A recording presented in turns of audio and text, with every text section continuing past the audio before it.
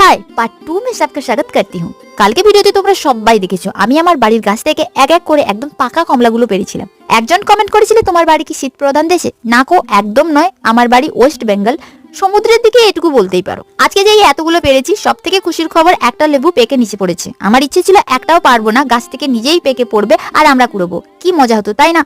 কিন্তু আমার এই আশা সেগুড়ে বালি।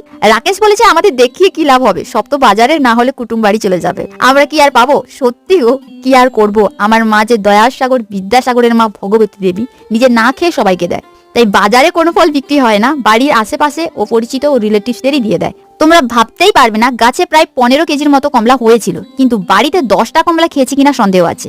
সবাইকেই দিয়ে দিয়েছে, তাও এখনো অনেকে পায়নি। এ বলছে আমি তো পেলাম না কমলা, সে বলছে আমি তো পেলাম না।